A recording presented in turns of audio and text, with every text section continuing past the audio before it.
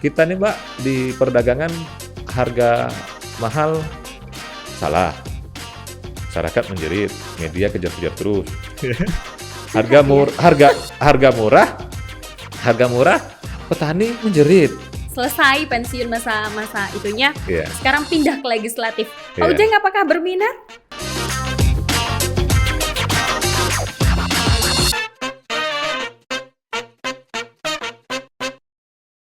Saya sih sebenarnya spontan saja, karena kan kebetulan saya sekarang bertugas di Dinas Perindustrian Perdagangan.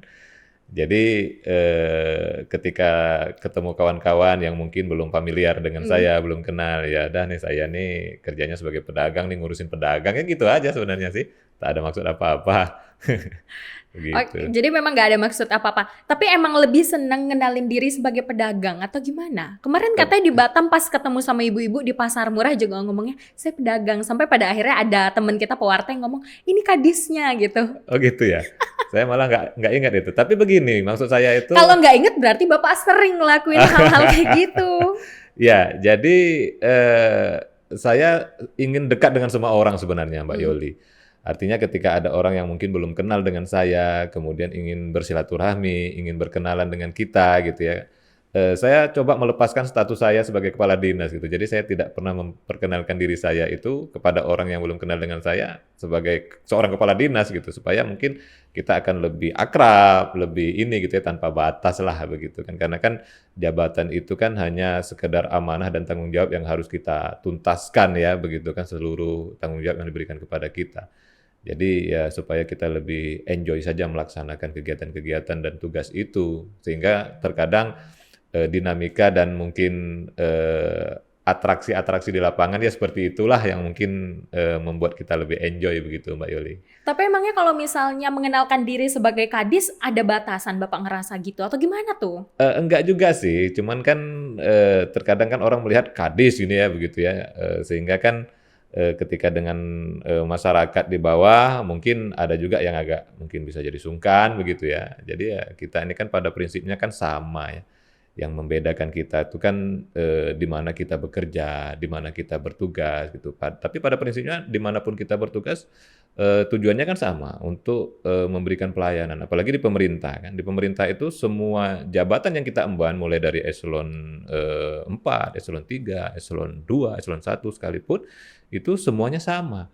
Artinya kita diamanahkan untuk memberikan pelayanan yang terbaik kepada masyarakat. Nah, kebetulan saya ditugaskan di sektor perdagangan, maka seringlah saya berinteraksi dengan para pedagang, dengan masyarakat di pasar, ya kan?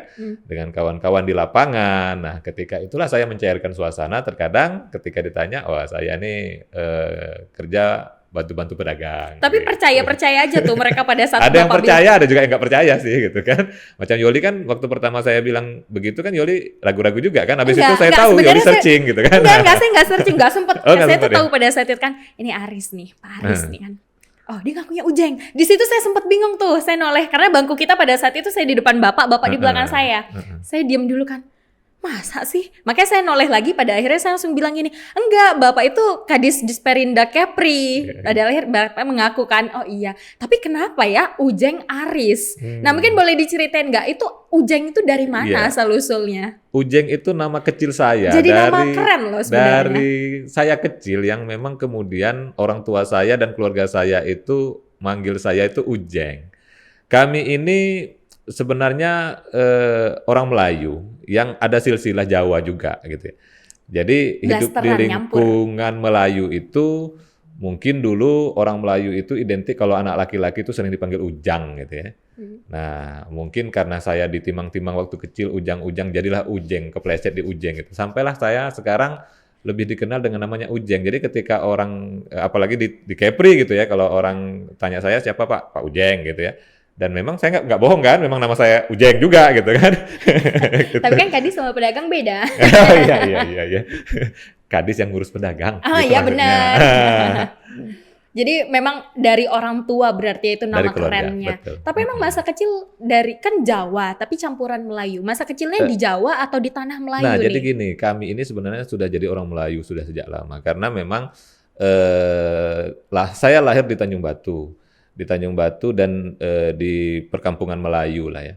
di Sungai Ungar Di mana tepatnya. tuh? Di Tanjung Desa Batu. Sungai Ungar di Tanjung Batu Oh, Kundur. Tanjung Batu Kundur. Nah, jadi kalau silsilah kakek moyang kami itu ada yang dari Jawa, tetapi sudah merantau ke Tanjung Batu, sudah beralkulturasi dengan nenek-nenek kami yang dari sana, orang Tanjung Batu, orang Melayu.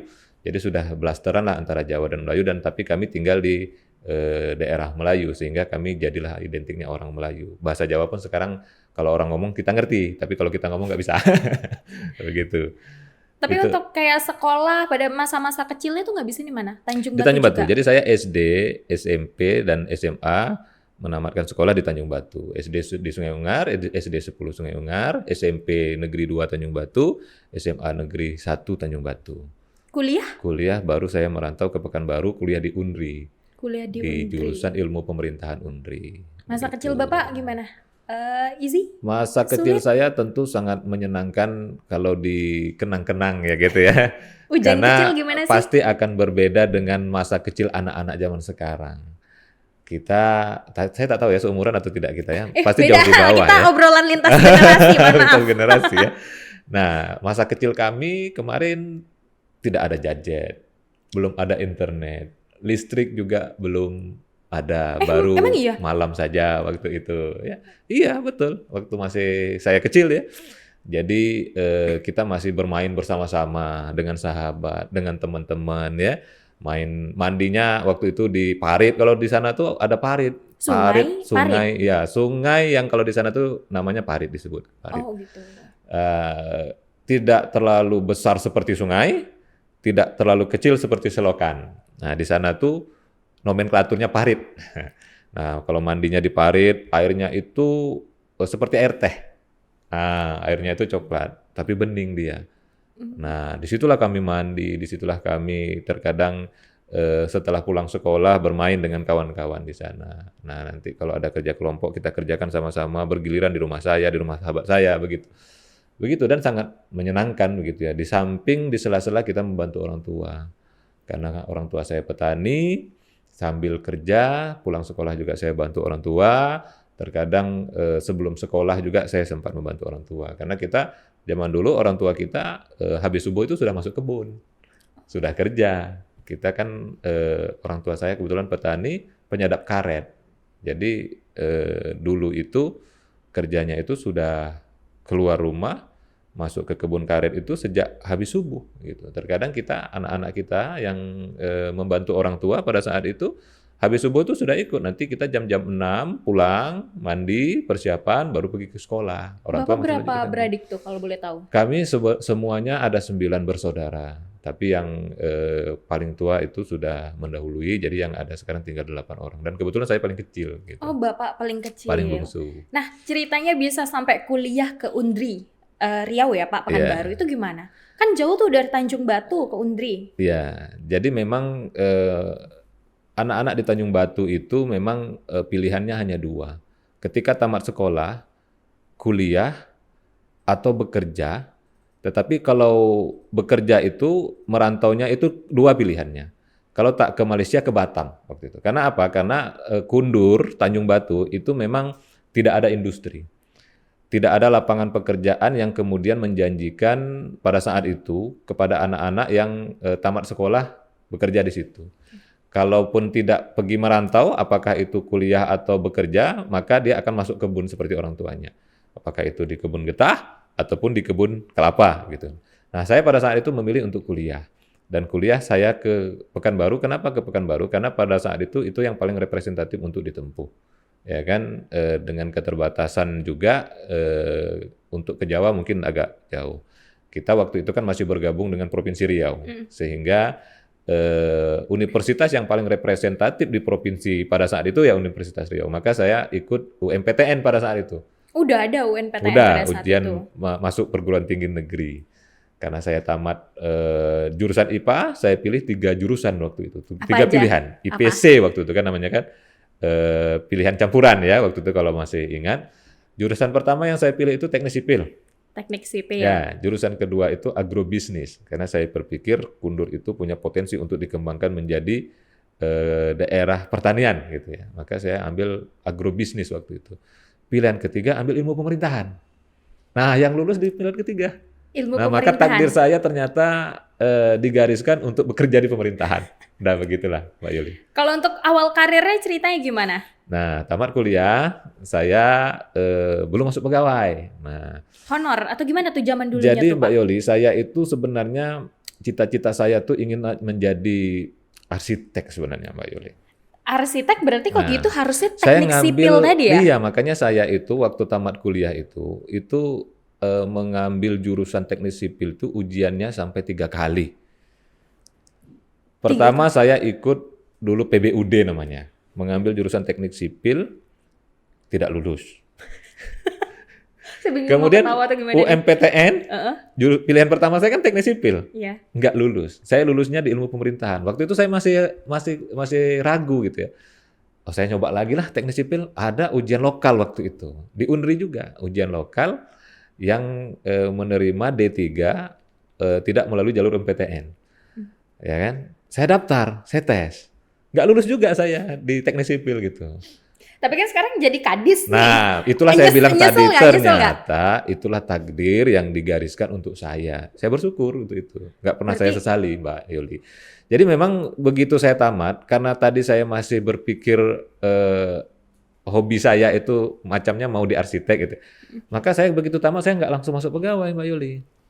Masih Saya tetap mau sempat- berusaha? Iya, saya sempat jadi kontraktor waktu itu. Nah, saya seneng gitu ya bagaimana mau membangun sebuah gedung gitu. Walaupun waktu itu saya nggak ada ilmunya gitu, karena kan saya kan tadi kuliahnya ilmu pemerintahan, Ilmu pemerintahan. ya kan. Sempat saya 1 tahun 2 tahun jadi kontraktor gitu. Sempat juga ikut di partai politik waktu itu ya. Sempat. Sempat gitu. 2001 saya tamat, 2020 itu sudah mulai pulang ke 20 pulang ke Karimun. Waktu itu kan pemilu 2004 ya. Nah, 2003 itu saya sempat ikut partai waktu itu, gabung di Tapi Partai pada saat Amanat itu belum Nasional. masuk dalam pemerintahan. Belum. Nah, ketika ada pengumuman CPNS pada tahun 2003, saya coba karena juga ada saran dari keluarga, coba masuk daftar. Nah, ternyata saya lulus di PNS. Nah, dari situlah yang kemudian titik balik saya, yang kemudian saya betul-betul memfokuskan diri di pemerintahan. Tapi dulu pas daftar CPNS tuh sesulit dan sesusah saat ini nggak sih? Sepertinya lebih easy di zaman dulu ya gitu, karena waktu itu kan belum pakai komputer. Tapi tesnya. peminatnya udah banyak ya sekarang. Peminatnya pasti banyak. Cuman kemarin formasinya agak lebih banyak. Karena apa? Karena saya beruntung, saya tamat kuliah itu pasca reformasi. Saya kuliah di era reformasi, saya tamat kuliah di pasca reformasi, yang kemudian banyak sekali daerah pemekaran. Nah, waktu itu banyak sekali membutuhkan pegawai. Nah, kebetulan Karimun salah satu dari daerah pemekaran di Provinsi Riau pada saat itu. Nah, disitulah kemudian peluang saya untuk masuk pegawai yang alhamdulillah pada saat itu lulus. Langsung sekali Begitu. langsung lulus keterima. Langsung lulus. Pada saat Maka itu- saya tinggalkanlah urusan politik tadi, urusan kontraktor tadi. Saya berfokus di pemerintahan. Tapi kemarin berkarir di kontraktor PNS. dan politik udah sempat jalan berapa lama tuh? Ya, jalan sekitar 1-2 tahun lah. Oh, 2 tahun. 1-2 tahun. Itu penempatan pertama setelah jadi PNS di mana? Saya di Kabupaten Karimun itu di Bapeda. Di Bapeda. Dan saya belajar di Bapeda banyak. Kemudian saya sempat turun ke lapangan di kelurahan waktu itu. Sempat juga jadi lurah. Sempat juga Begitu. jadi lurah. Iya. Pada akhirnya sekarang ada di Disperindak Kepri sebagai kadis. Iya. Itu gimana ceritanya? Jadi kalau kita setback ke belakang, memang kan panjang saya berkarir itu dari 2003, hari ini sudah 2023, Sudah lebih kurang 20 tahun. 20 tahun, ya kan? Jadi mungkin proses itu yang saya lalui, yang kemudian tadi saya sampaikan itu jalan takdir yang saya lalui dengan usaha yang maksimal tentunya. Karena begini Mbak, saya dalam prinsip berkarir, saya menempatkan 2 hal yang selalu saya lihat dan saya tanamkan pada saat begitu awal saya masuk dari menjadi PNS. Apa itu? Di mana ada kesempatan belajar dan di mana ada kesempatan karir, disitulah saya fokuskan dan saya bertahan. Begitu. Makanya mungkin kalau hari ini saya sampai di tahapan ini dan mungkin agak sedikit lebih cepat ketimbang kawan-kawan satu angkatan dengan saya waktu di PNS, karena saya mungkin saja menerapkan prinsip itu. Makanya ketika saya dari awal, alhamdulillah beberapa kali mendapat pangkat pilihan. Pangkat pilihan itu pangkat yang lebih cepat didapatkan karena kita melakukan akselerasi di beberapa hal, termasuk jabatan tertentu. Waktu saya PNS penuh, setelah CPNS, PNS penuh, kemudian saya mendapatkan kesempatan untuk mengabdi di tingkat kelurahan.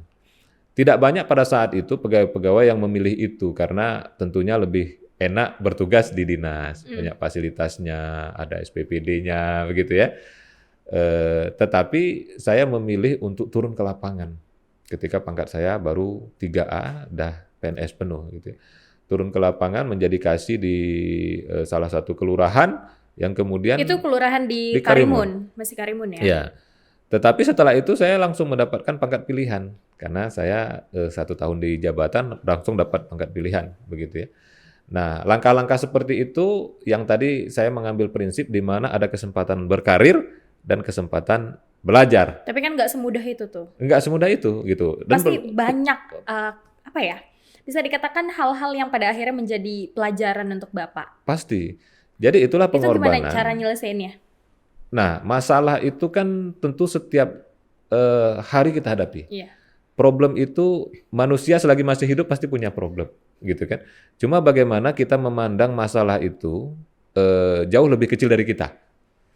Masalah itu akan menjadi kecil ketika hati dan pikiran kita besar. Masalah itu akan menjadi besar ketika hati dan pikiran kita kecil, gitu. Maka tugas utama kita adalah bagaimana kita mengendalikan diri supaya hati dan pikiran kita besar.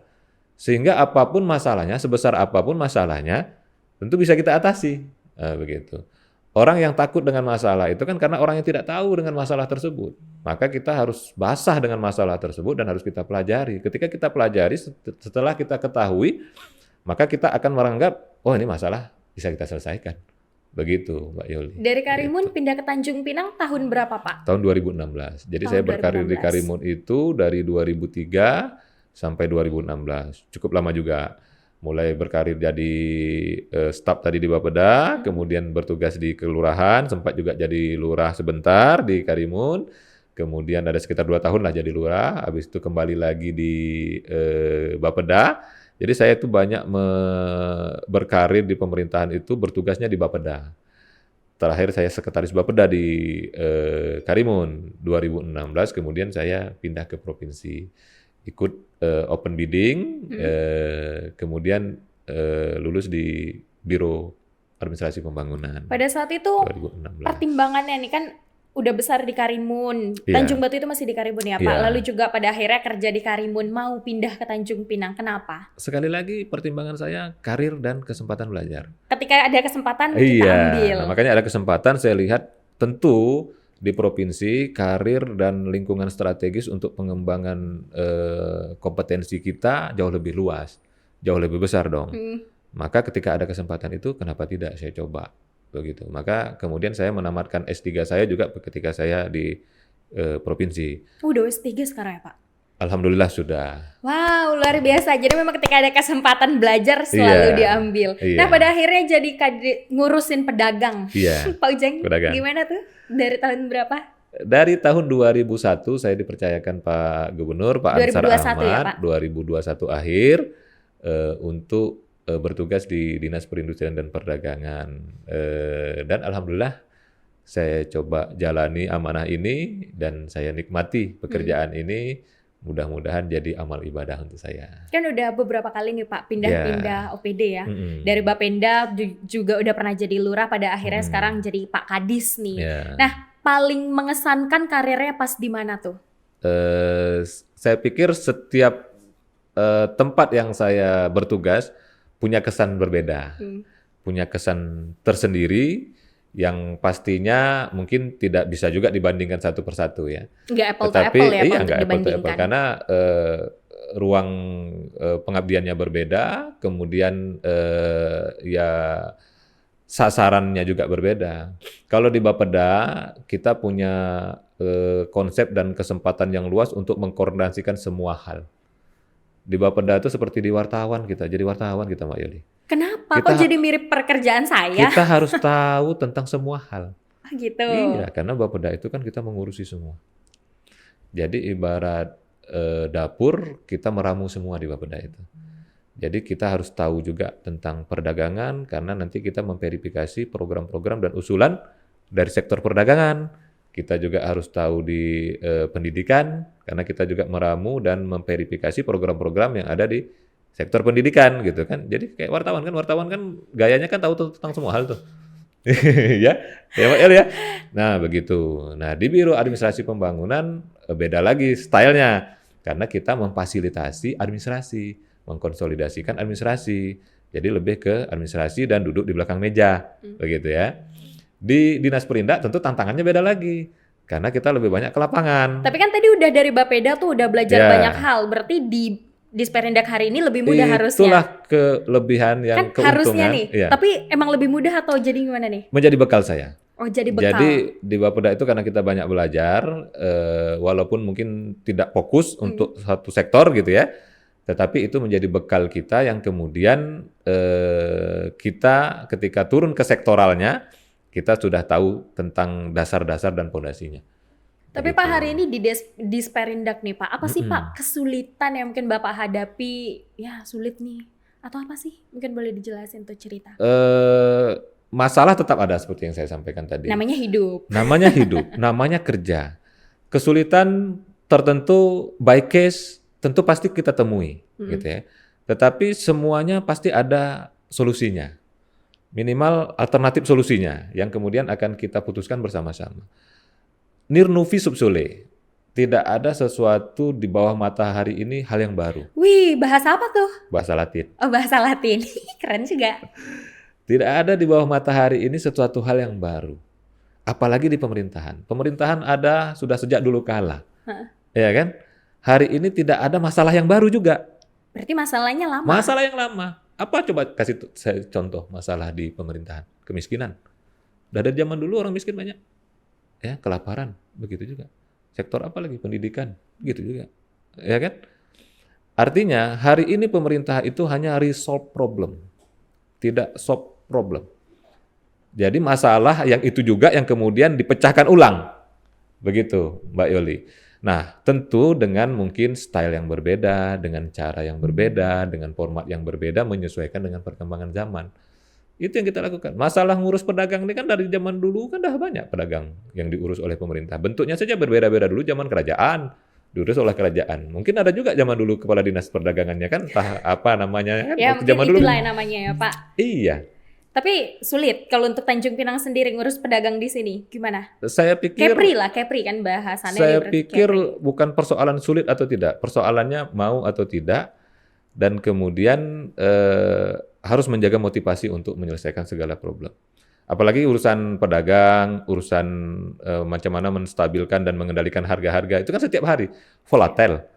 Kita nih Mbak, di perdagangan harga mahal salah.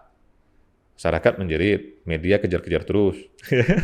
harga murah, petani menjerit, gitu kan? Nah, jadi kan memang kita harus menjaga keseimbangan. Jadi saya mengatakan dengan kawan-kawan, menjaga inflasi, menjaga harga-harga ini seperti menjaga tensi darah. Tidak boleh terlalu tinggi, tidak boleh juga terlalu rendah. Nah, itu yang kita jaga itu, begitu. Berarti setiap OPD memang ada kesan-kesan. Tapi kalau misalnya dari kehidupan Bapak, dari Karimun, apalagi ini generasinya sudah berbeda, perkembangan zaman udah beda. Apa sih Pak perjalanan hidup Bapak yang paling berkesan? Terus jadi apa ya? Pelajaran hidup yang menjadikan Ujang hari ini. Oh gitu ya. Jadi memang kalau melihat fase kehidupan ya Mbak ya, mulai dari kita SD, sekolah, SMP, SMA, kuliah, sampai ke kita bekerja ya. Jadi memang masa transisi yang selama ini menjadi batu pondasi pijakan yang saya rasakan itu pada saat kuliah, Mbak. Jadi ketika pada saat itu kemudian masuk ke dunia nyata, artinya ketika kita dari sekolah dari kecil sampai ke kuliah, itu kan kita lebih banyak bergantung masih ke orang tua dan mungkin lingkungan ya, keluarga gitu. Nah, kita harus mandiri setelah itu. Makanya mungkin kepada kawan-kawan mungkin ya, ketika kita tamat kuliah, kita dapatkan gelar sarjana gitu ya. Gelar itu tidak lebih dari sertifikat yang kita dapatkan dari hasil bayaran orang tua selama 4 tahun. Nah, gitulah. Tapi dunia nyata yang kita hadapi adalah setelah itu. Maka transisi itulah yang kemudian kita harus menguatkan fondasi diri kita, mau kemana kita.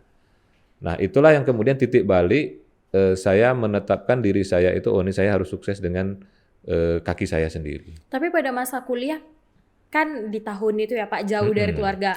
Pada saat itu kalau sekarang transfer hari ini juga bisa ditarik. Oh enggak, tahun dulu enggak. Tahun dulu kan pasti belum nih. Belum, Nah Bapak itu. tuh termasuk yang kuliahnya lancar-lancar aja didanai orang tua, tes atau mungkin survive buat Enggak kuliah. dong, enggak dong Mbak Yuli, karena kan waktu itu kan orang tua juga susah gitu ya, keluarga-keluarga yang lain pun masih juga belum terlalu ini ya. Sehingga saya berusaha bagaimana pada saat itu untuk juga mandiri dan tidak tergantung dengan orang tua. Sempat juga sambil kerja di sana. Kerja gitu. apa? Pernah jadi sales saya, Sales apa? sales produk-produk elektronik. Kan betul saya jadi pedagang kan?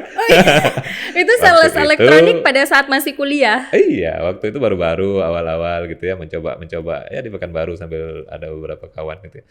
Kemudian setelah mulai masuk ke lingkungan kampus, sudah ada beberapa relasi, saya juga sempat kerja di perpustakaan kampus waktu itu dapat sambilan gitu ya. Dan dari perpustakaan itu kemudian saya mendapatkan peluang beberapa beasiswa. Nah, disitulah mulai kemudian Hidupnya agak enak nih ada agak beasiswa. berubah. Nah, waktu saat dapat beasiswa itu sudah tidak terlalu memberatkan orang tua. Karena waktu itu saya rajin men-searching di mana nih ada kesempatan beasiswa. Ternyata pada saat itu ada beasiswa Super Semar yang saya dapat, ada beasiswa Indah Kiat waktu Itu dari pemerintah tuh Pak. Iya, di sana tuh kan dulu di kampus itu banyak program-program, ada yang dari swasta, dari CSR gitu ya. Tinggal kan terkadang kita harus rajin mencari informasi-informasi. Nah, kebetulan saya di perpustakaan itu sering keduluan mendapatkan informasi. Itu kan terkadang slotnya nggak banyak, Mbak. Nah, cuma kan Rebutan mahasiswa ya? kan ramai gitu ya. Nah, itulah mungkin ada sedikit privilege yang kemudian karena kita tadi kerja di perpustakaan itu. Nah, disitulah kemudian dapat meringankan beban orang tua. Tapi pada saat jadi sales banyak laku. Waktu itu ada juga lah. Ngerasa bakat nggak? Ngerasa bakat nggak? Enggak bakat waktu itu. Nggak bakat. Nggak bakat, maka waktu itu nggak terlalu lama, udah nih harus cari yang lain nih. Nah, ketika kesempatan ada kerja di perpustakaan, alhamdulillah gitu. Tapi Pak, keluarga mungkin banyak yang di di pemerintahan. Ada. Ada. Berarti bukan hanya Bapak sendiri ya di Bukan, pemerintahan. Karena tadi pas pemerintahan memang memanfaatkan kesempatan yang ada ya. Iya. Tapi jadi kadis sekarang udah goals Bapak bukan? Atau mungkin ada goals impian Ujeng lainnya? Saya prinsip hidup saya itu mengalir, Mbak. Mengalir tentunya dengan proses dan jalan Tuhan yang saya yakini pasti sudah diatur. Yang tentunya dengan maksimalkan kemampuan saya yang ada gitu. Kalau di pemerintahan tentunya kan tadi kembali ke rujukan saya yang kedua di mana saya punya kesempatan belajar dan ada pendidikan di situ, kemudian karir ya yang namanya di pemerintahan ya tentunya pasti masih berpikir di karir gitu ya. Nah, alhamdulillah untuk di tingkat provinsi berarti kan saya sudah sampai di jenjang eselon 2A gitu ya. Ya, saya tinggal menjalani proses karir di birokrasi ini saja gitu. Karena Tapi insya kan- Allah mudah-mudahan kalau panjang umur ya waktu saya mengabdi ini masih ada sekitar lebih kurang 16 tahun lagi begitu ya. Masih 16 tahun lagi, masih panjang ya Pak. Tapi kan hidup tuh pasti punya keinginan, pasti pengen, Iya. aku pengen mencapai ini deh, itu deh. Mau jadi apa nih setelah ini? Mau jadi apa ya? Mungkin ada jabatan tertentu yang lagi Bapak kejar? Oh enggak, kalau untuk di pemerintahan kita tidak mematok jabatan apa. Karena memang kalau di pemerintahan kita kan sekarang jabatan itu kan amanah ya. Iya betul. Yang mungkin sesuai dengan kemampuan dan kapasitas kita ketika mendapatkan kepercayaan dan amanah dari pimpinan itu kita kerjakan, itu kita lakukan begitu. Berarti Pak Yul. berdasarkan amanah. Iya. Tapi Pak 16 tahun ke depan kita visioner kita melihat Iya. ke depan. Setelah pensiun mau ngapain? Berdagang gitu ya. Jadi sales lagi gitu. Tapi kan dulu sebelum jadi PNS tuh di politik tuh, zaman sekarang lagi Iya. musim nih Pak, beberapa tokoh yang hari Iya. ini selesai pensiun masa itunya, Iya. sekarang pindah ke legislatif. Pak Iya. Ujeng apakah berminat? Masih panjang lah. Kita belum tahu nanti kondisi strategisnya 16 tahun ke depan seperti apa. Jadi kita hidup itu kan harus nanti menyesuaikan juga dengan kondisi lingkungan strategis dan peluang yang ada tentunya kan. Kita tak tahu 16 tahun lagi apakah peluang politik itu seperti hari ini, atau mungkin peluang bisnis yang akan lebih terbuka, atau mungkin dunia pendidikan yang menyambut kita. Nah kan bisa-bisa saja. Berarti pikirannya sekarang jadi pedagang? Maksudnya setelah pensiun? Iya, setelah pensiun. Oh, saya belum terpikir jadi pedagang. Belum terpikir, karena masih panjang juga Masih ya panjang Pak, 16 gitu. tahun lagi. Iya. Tapi gitu. kalau anak-anak mungkin ada yang mengikuti jejak Bapak? Anak saya cuma satu, Mbak. Anak saya sematawayang hari ini kelas 2 SMA. Nah, beliau itu saya tanamkan prinsip-prinsip untuk mandiri sejak dini. Saya ajar beliau mengambil keputusan sejak dini. Jadi saya tidak memaksakan dia harus kemana. Saya hanya mendrive saja, memberikan arahan saja. Kalau ini bagusnya ini, buruknya ini. Kalau ini baiknya ini, buruknya ini. Silakan nanti dia yang mutusin. Gitu.